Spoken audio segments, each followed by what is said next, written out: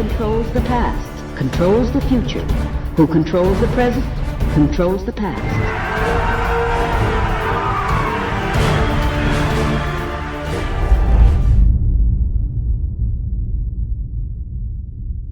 Welcome to the Infowars Nightly News. It is Tuesday, July 21st, 2015, and I'm Leanne McAdoo. And I'm David Knight, and here are our top stories.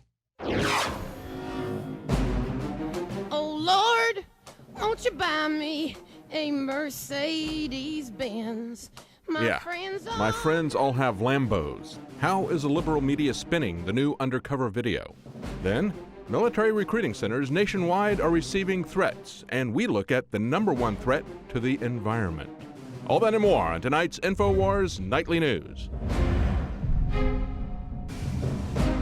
The allegation that Planned Parenthood profits in any way from tissue donation is not true.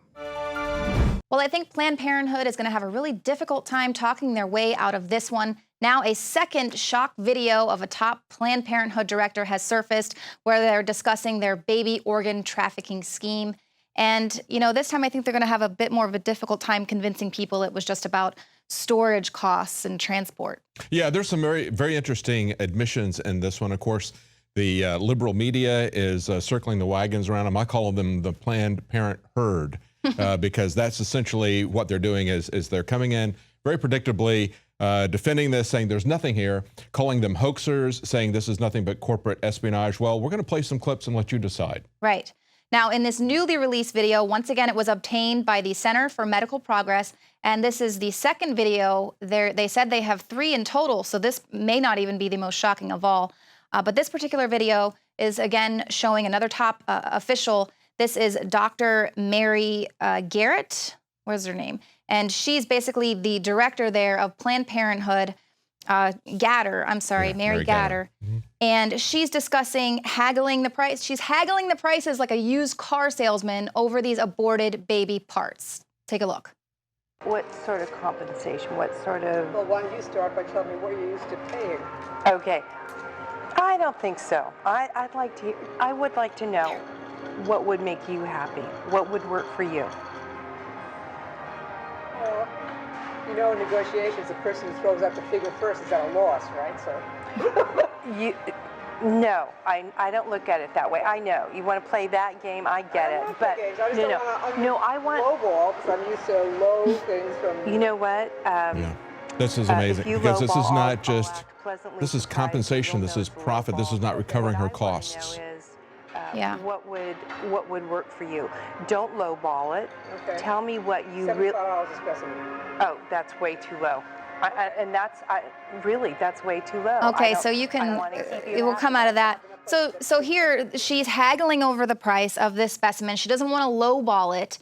And I'm sorry, you don't have to lowball your costs. Your costs are your costs. You know what your costs are, and if you're not out to make a profit, you say, well, this is what it's going to cost me. Exactly. And that's key because the law says that they cannot do it for a valuable consideration of human fetal tissue. And of course, that's one of the things that's so valuable about this particular, these videos is that they like to call it fetal tissue. They like to not refer to it as baby body parts. And you can clearly understand that that's what's going on. When you saw in the last video, they're talking about the heart, the liver, the legs and extremities. We're talking about the parts of developed babies here. And of course, they have to get them at later stages so that the organs are as well defined as possible. That's one of the things that Abby Johnson told us when we talked to her. Yeah, we spoke to her, and they're the little loopholes that they work through in Planned Parenthood. We're going to see this again in this next clip coming up. Basically, after haggling a little bit, they come to the conclusion, that they'll settle on $100. She's like, we're not in it for the money. I just want to make sure it's worth my while, so that's where they settle on that. But then this is where it gets a little bit sticky because she's blatantly in violation of protocol. She kind of admits it there, and she's sort of describing how they're going to have to work around the protocol to alter the abortion procedure itself, even though, they're not going to tell the women that that's what's happening to them.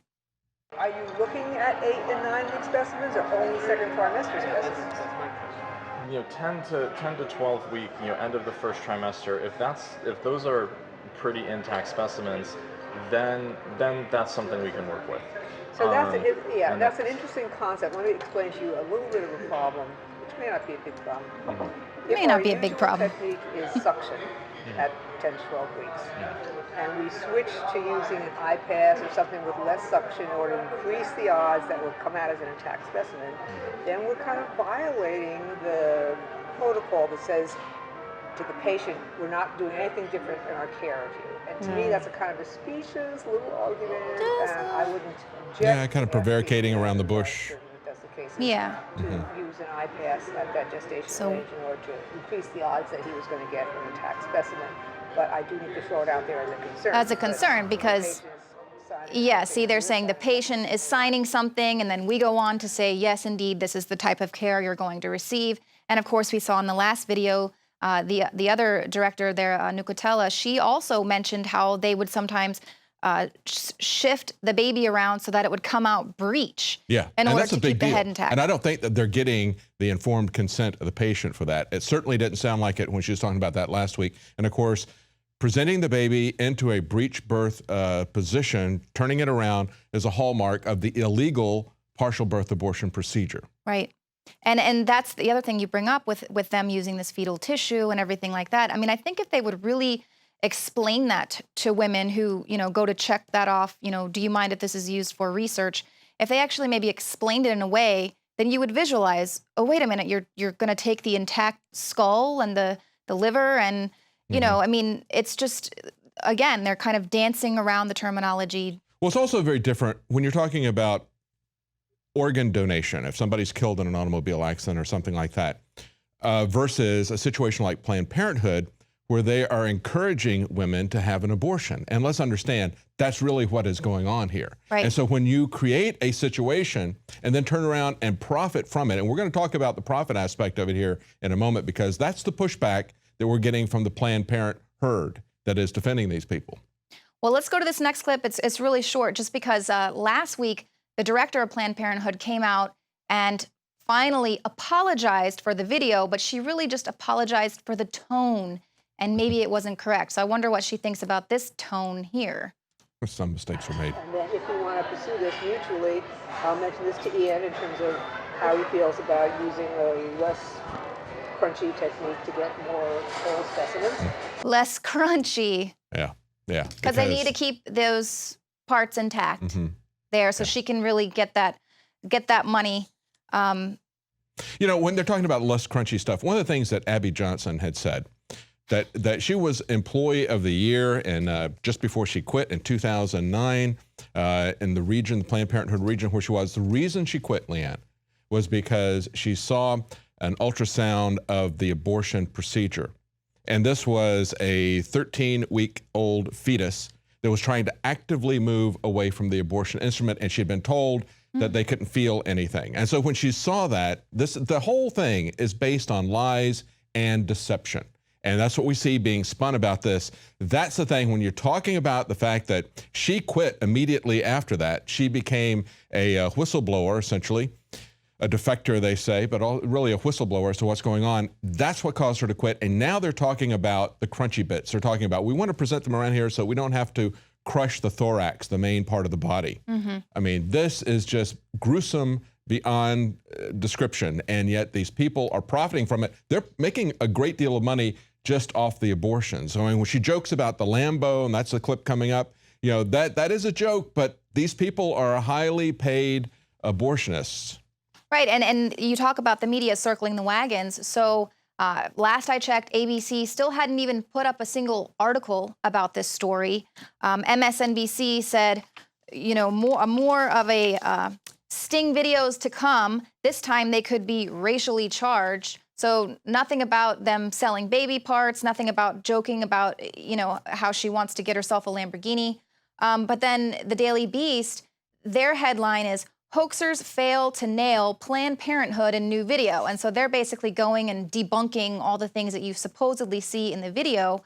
Talk about there where she's saying, they were talking about $100, but they never settled on that. Daily Beast, they use the term hoaxer. They talk about this being corporate espionage and everything. But when we talk about whether or not this is for profit, one of the things that they say in their article, they say, well, U.S. law prohibits valuable consideration of human fetal tissue, but it does allow, they say, and they quote the law, reasonable payments associated with transportation, implantation, processing, preservation, quality control, or storage of human fetal tissue. Now, if you watch this video, you will not see any of those things discussed. That's not a part of any of their of what they're going to provide. They're not going to provide storage, implantation, processing, preservation, transportation. They're not supplying any of that. As a matter of fact, there's a clip, in the interest of time, we won't play it, but there's a clip where the lady is talking about someone from Novogenics. And here's the exact quote of what she says. She says, Heather from Novogenics would come to our site. Heather would look at the tissue. She would take what she wanted. So logistically, it was very, very easy for us. We didn't have to do anything. So there was compensation for this. Now look, that is valuable consideration. That is compensation. They did nothing. They were already paid for the abortion procedure. The lady comes in, she inspects it, she does everything she wants to the baby and then takes the remains with her. They aren't doing anything. So that is selling it. Now, Abby Johnson said, Leanne, that when she looked at this, she says, well, I'm not sure that there's any laws being broken. I think this is possibly a loophole, a gray area. I disagree. I think there are laws that are being broken here, but at the very least, the Center for Medical Progress that did this has at least brought it to the public to understand that maybe there is some more explicit wording that needs to be done. There is a gray area. We are seeing babies ripped apart and sold off for profit. And as we saw last week, they even take pre-orders for this. Right. I mean, that's... and you know, one of the things the Daily Beast is talking about, you know, they never settled on this $100 amount, and it's obviously to deal with the cost, and she's obviously joking when she talks about getting rich off of this. Play that clip. It's been years since I talked about compensation, so let me just figure out what others are getting, and if this is in the ballpark, then that's fine. If it's still low, then we can talk about it. You would. I want a Lamborghini. I said I want a Lamborghini. She wants a Lamborghini. We all, right? And see, and that's what it is that the Daily Beast said that she never settled on that $100 amount, but she was shocked when they offered her more than the $75 that she put out there. And the lady was like, no, that's way too low. We were going to start at least at 100. And then so she's feeling confident and cocky. And she's like, we'll check and see what the other Planned Parenthood agencies are getting. And if that's too low, then we'll bump it up. So then you can pay us even more for these specimens. So again, no cost. She's just really feeling like, you know, she took this person to the cleaners, and now they're going to be getting this large compensation, possibly being able to buy herself a Lamborghini. Ha, ha, ha. That's such a funny joke. They're going to recoup their costs. They're going to make a profit, and there's a lot of money in this. As the article from the Washington Times pointed out when they were talking to Abby Johnson, the National Institutes of Health spent $76 million last year funding grants for research using fetal tissue. So some money is going to come from there, but they also point out that Planned Parenthood had revenue of $1.2 billion in 2012 to 2013. About half of that, $540 million, came from government health services grants. That would be your taxpayer money, and reimbursements, which I'm sure is what they're talking about, selling tissue. Right. Okay, selling baby parts. You know, and we know the media is going to do a horrible job covering this, just like they did a horrible job covering the Kermit Gosnell case from last year. He was sentenced to life in prison without the possibility for parole. Very little coverage. He was a doctor. Those are the baby parts. That's what was found in his basement. That's how he's storing baby parts. That's what it's called for fetal tissue. There you can see he would collect these little mementos of babies' feet and keep them in jars in the freezer. And this is how they're storing. And Kermit Gosnell, you know, when he would do these late-term abortions, obviously he would prey on minority and immigrant women. That was the mainstay of his practice. And you know, obviously, probably maybe that's why these women weren't able to say, whoa, this place is disgusting. There is blood everywhere and cat urine, and it smells like dead babies. He was making more than $1 million a year because his late-term abortions would cost anywhere between $1,300 and $3,000. Like I said, they're highly compensated. And you understand that the patient or the government or a donor has paid for the abortion. They either have to get rid of the body or they can sell it off as parts for profit. It's the same kind of situation wind up with the aluminum industry, the nuclear industry, dumping their toxic waste, fluoride, into our water supply. Otherwise, they'd have to pay as toxic waste to clean it up. But of course, Leanne, they're already spinning this because they know more stuff is coming out, as you mentioned at the beginning. That's the way the media is going to handle this for them. They're going to say, well, now the next thing is they're going to call them racist. We don't have to call them racist. We know what is behind this. There was a story on Drudge Report from the American Mirror saying, Black Lives Matter, really? Well, apparently not in New York City. There were 24,000 babies born in New York City that were black. 29,000 were aborted. And of course, this goes all the way back to Margaret Sanger herself, the Negro Project, saying we want to exterminate the Negroes, but we don't want them to figure this out. If they start to, let's use black ministers to pull this back. This is a long, long history of eugenics and genocide and just flat out murder. Right. And that's what's disgusting to me is that MSNBC, once again, the media, they're not talking about what the story is. The story is the spin. And so for them, they're basically preparing you for what's going to come out next week, which it's probably, if I had to guess, they're going to be talking about, you know, if you receive more compensation based on race or something like that. Who knows? You know, the thing is, Leanne, on the inside, all the babies are the same. Right. You know, it's just a skin color issue. But Margaret Sanger doesn't see it that way. It's disgusting. Well, thank you, David. Thank you. Now, coming up, we're going to be talking about an Infowars exclusive. We are getting word of military recruitment centers being actively threatened, and they're still unarmed. Armed forces recruitment centers across America are reporting that they're receiving violent threats in the wake of last week's shooting in Chattanooga. Now, this is according to staff who spoke directly with our reporter, Joe Biggs. Now, Biggs traveled to the U.S. Army recruiting station in South Park Meadows here in Austin, Texas yesterday. He was there all day as well again today to provide armed protection as part of a nationwide movement to protest the fact that the law prohibits active duty members who work at such facilities from having weapons. So they are capable of handling weapons and protecting the country. But once they get back, the only people that are allowed to have guns are the violent criminals who are going to go and attack them. Now, a lot of people are really upset about the fact that within hours, the White House was somehow able to arrange all of the colors of the White House to be lit up like a rainbow for the gay marriage decision. But it took 5 days to lower the flag for the dead Marines. Obama only made this decision after intense criticism. And people were wondering, why didn't he lower it like he had in other mass shootings? So a lot of people were really outraged with this, kind of telling because, like we said, he took the time out to honor those dead Marines only after he wished everyone a happy Ramadan from the White House. And now, not only are they keeping guns away from the recruitment centers, but also they're working away now with the FBI and the VA to get veterans' guns taken away from them. And that's really anybody who gets Social Security. Now, these documents were obtained by the Daily Caller, and Alex Jones spoke with the journalist who broke this story, Patrick Howley, today on The Alex Jones Show. So joining us is Patrick Howley. Patrick, I tell you, this is bold. This is bold, and of course they're going to camel's nose under the tent flap like they did with Clinton and the vets, but this is intensifying. The vets just complain, yeah, suddenly I can't buy guns. Then you get in New York, California, and Illinois, where they're more bold. They have these state federally funded task forces. They come and say, hey, we don't know any trouble. We're just taking your guns. We're taking you in for psychological evaluation. Don't give us trouble or we're going to have to arrest you. Your medical records show that you were given a designation 20 years ago, 10 years ago, 5 years ago. And it's not that you even are mentally ill or considered violent. It's that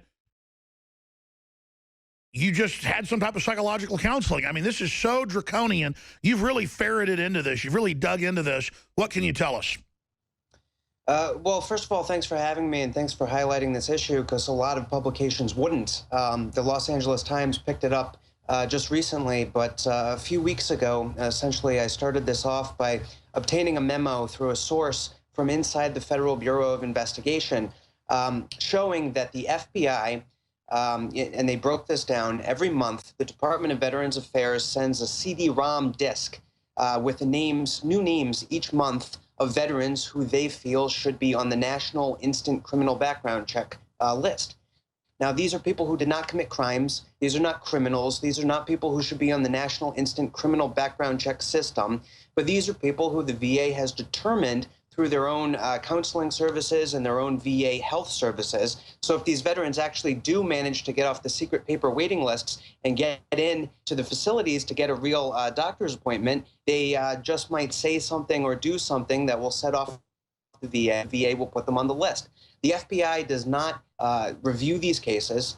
The FBI does not investigate these cases. The FBI merely takes the CD-ROM disk from the VA and immediately puts these people on the National Instant Criminal Background Check System, and it's up to the VA.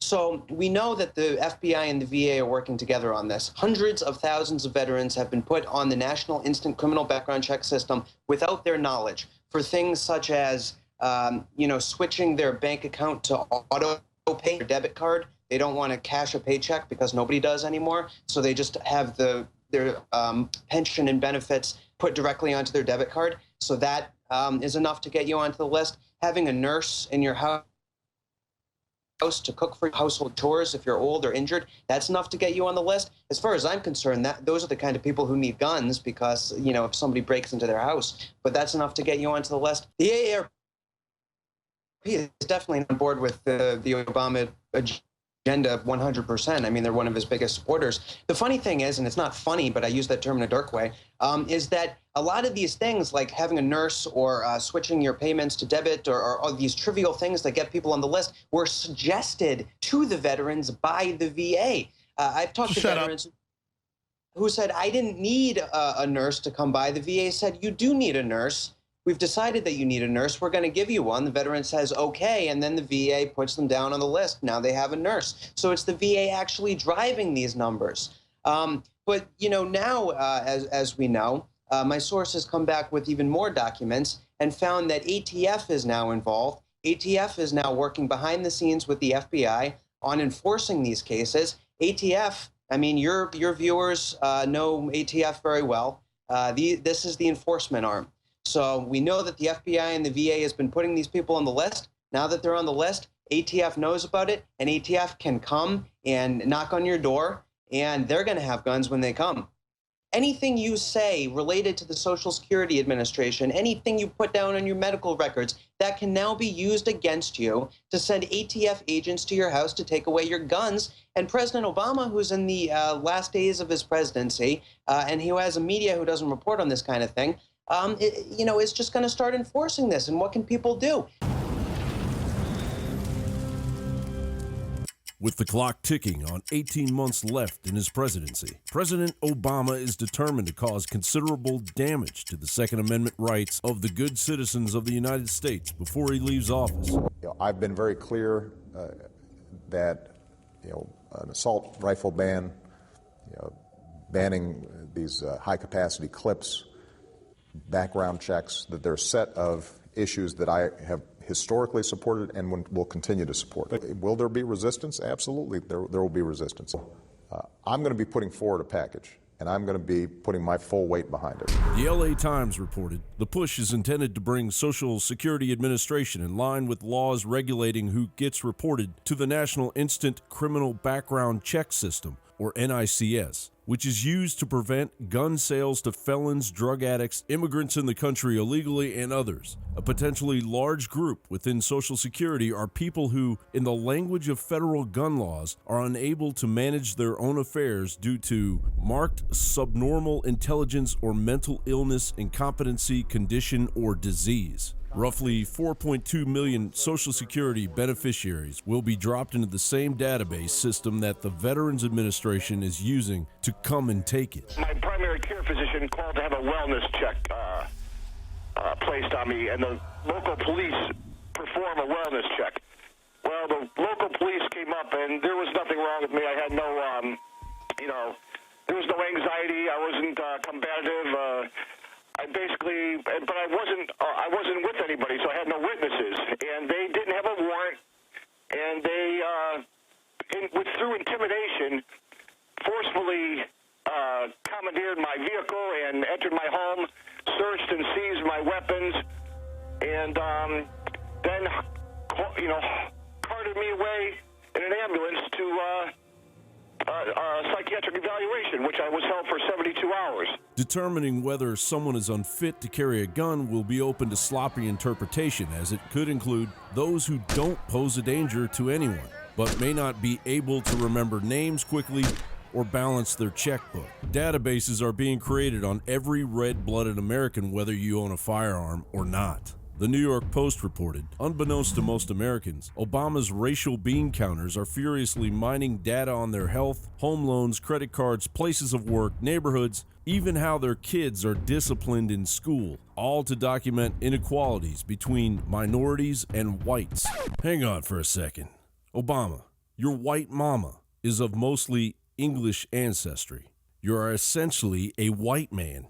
You're not Martin Luther King. My poor little children will one day live in a nation where they will not be judged by the color of their skin, but by the content of their character. I have a dream today. The American people were making racial progress long before you and your merry band of socialist divide and conquer engineers showed up. And I personally resent that you would have me divided from my fellow Americans, whom I love. While our borders are wide open and we are increasingly under attack by foreign and domestic terrorism, not by veterans or grandpa protecting his small piece of the American pie, but by radicalized Muslim extremists and pharmaceutically induced psychotic Americans, all of which are roaming around gun-free zones, Obama wants our guns. I can't think of a time when Americans needed them more. And according to the recent explosion of gun sales, neither can Americans. John Bound for Infowars.com. Well, now we're going to discuss the double-edged sword that is technology. Now, no doubt the future is going to be an entirely different place. They're going to have a lot of really positive technological advances, but we're going to kind of look at the history of some of this technology, which seems to have some pretty nefarious roots. Just off the top of my head, I can think of all the mind control technology that we've heard of in the past, MK Ultra and CIA mind control. Now, my guest today is going to break all of this down in depth a lot more. Dr. Nick Begich, he's the author of Controlling the Human Mind and Angels Don't Play This Harp. I believe we still have Angels Still Don't Play This Harp in the Infowars store. That one's on special, actually, 2 for the price of 1. Check that out for sure. Dr. Begich, thank you so much for joining us today. Well, thank you for having me. So what is your definition of technology? What is its purpose going forward in this really bizarre future we can kind of see for ourselves? Well, I mean, as I evaluate technology and why it's always been important to me is fundamentally within a democratic republic, running your government requires a little bit of knowledge, and technology is, in fact, what makes governments powerful and strong in the 21st century. When you think about the power of governments, really it's supported by the power of modern technology. No matter how you view it, those with the technology control the program, so to speak. Absolutely. And just kind of paraphrasing a Brzezinski quote, he talks about a more controlled society would be the result with this link to emerging technology everywhere. And you nailed it. So what are some noteworthy devices and experiments that people should be aware of? Well, the big, when you think about Zbigniew Brzezinski's ideas about controlling human beings, he wrote a book called Between Two Ages back when he was at Columbia University.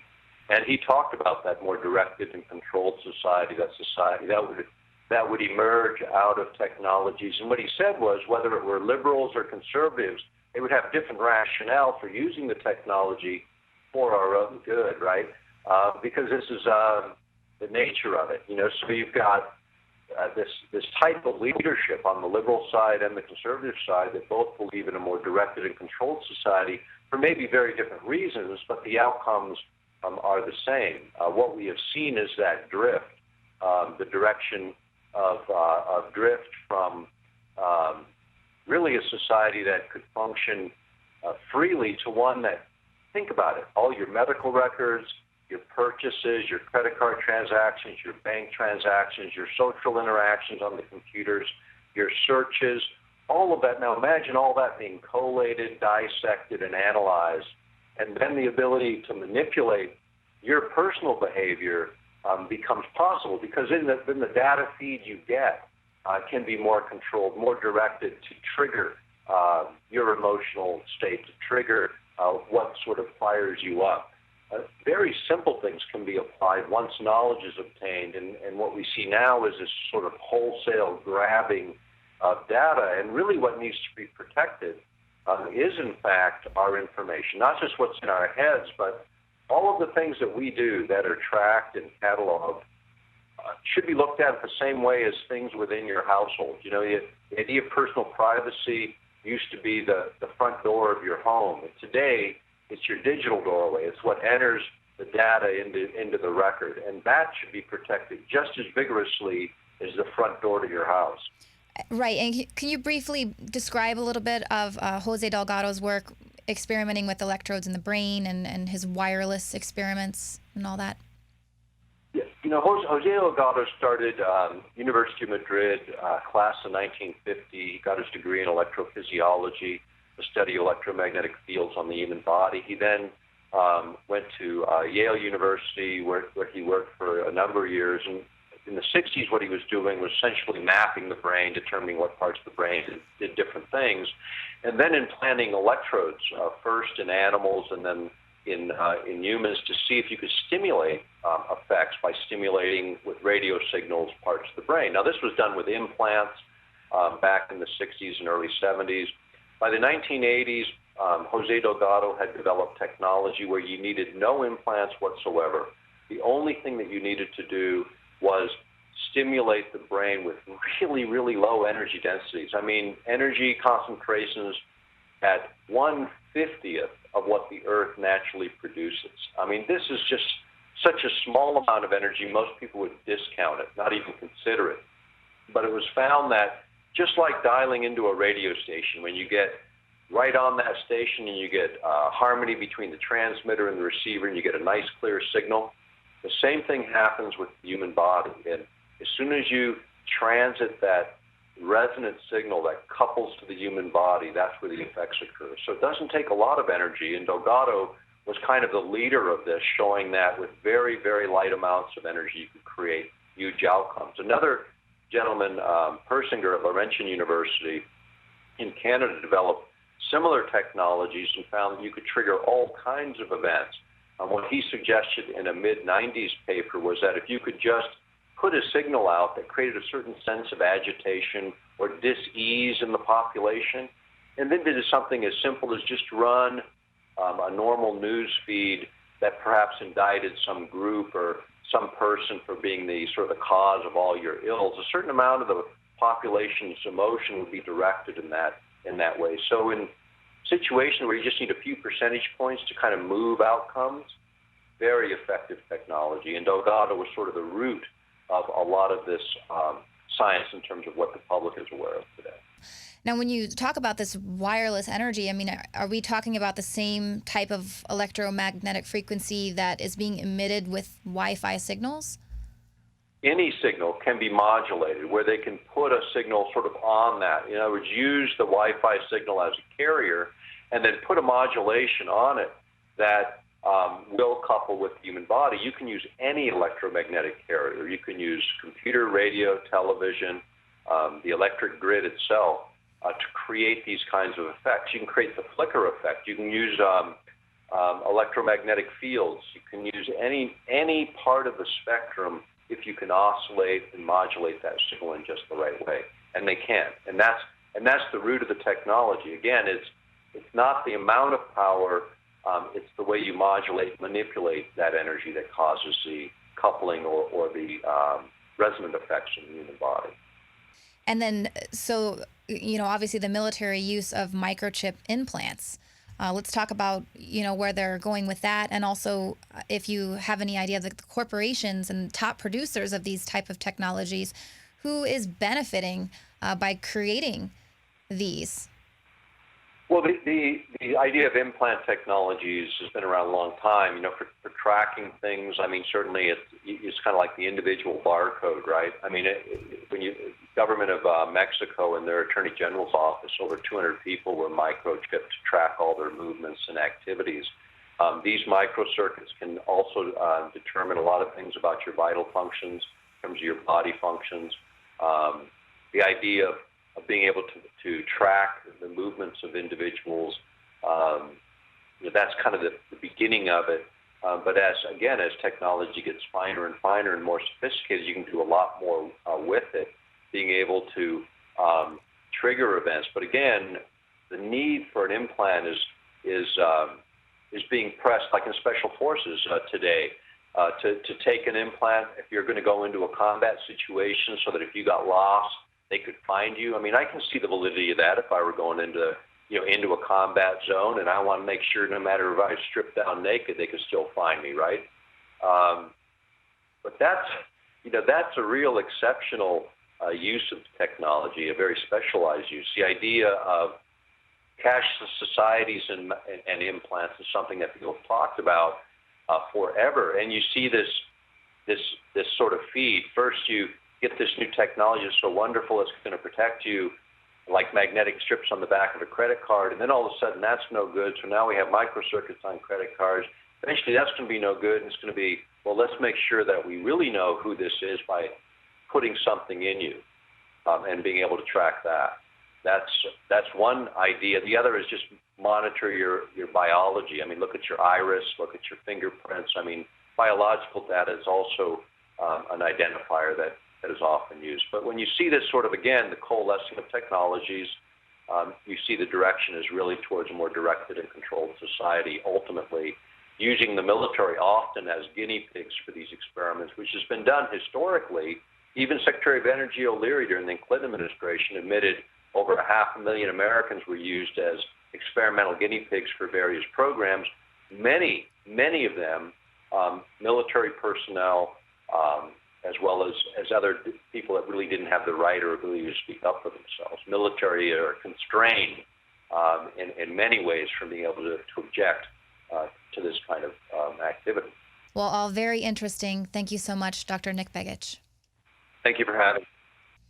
That's it for the show tonight. If you're watching us on YouTube, hit the subscribe button. Help take us to the next level. Also, head on over to prisonplanet.tv and become a subscriber, and we appreciate you. Thank you so much. We'll see you here again Monday, 7 p.m. Central. Dave, my mind is going. I can feel it.